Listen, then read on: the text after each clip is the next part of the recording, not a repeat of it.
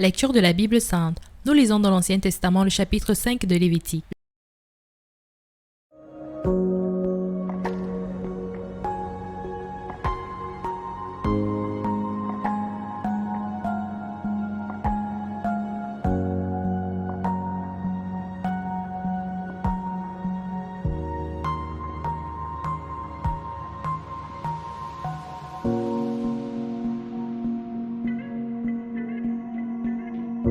Lorsque quelqu'un, après avoir été mis sous serment comme témoin, péchera en ne déclarant pas ce qu'il a vu ou ce qu'il sait, il restera chargé de sa faute.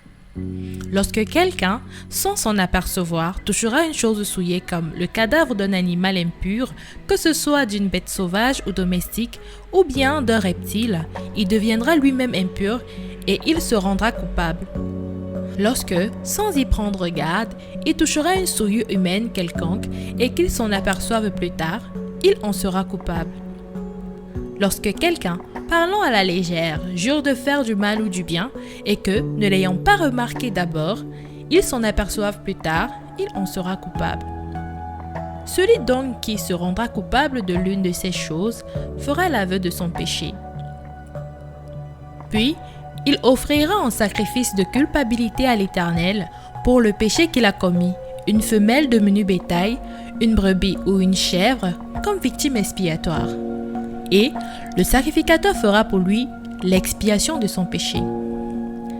S'il n'a pas de quoi se procurer une brebis ou une chèvre, il offrira en sacrifice de culpabilité à l'Éternel pour son péché 2 tourterelles ou 2 jeunes pigeons, l'un comme victime expiatoire, l'autre comme holocauste. Il les apportera au sacrificateur qui sacrifiera d'abord celui qui doit servir de victime expiatoire.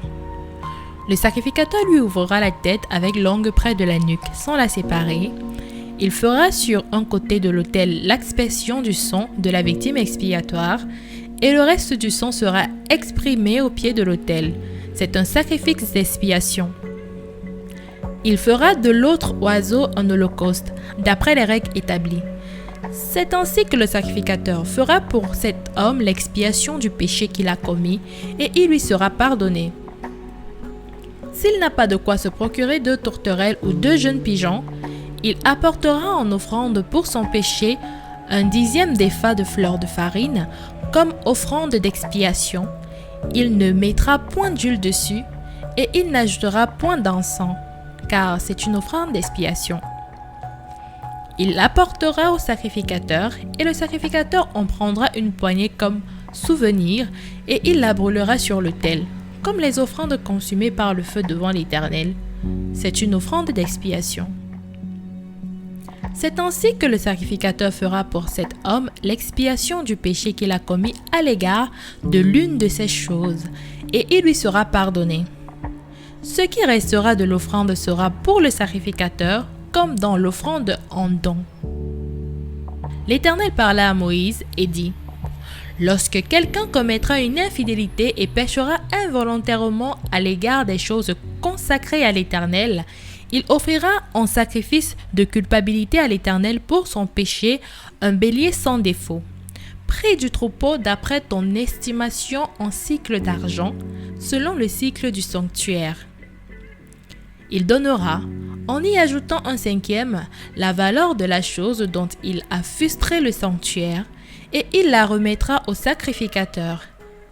Et le sacrificateur fera pour lui l'expiation avec le bélier offert en sacrifice de culpabilité, et il lui sera pardonné.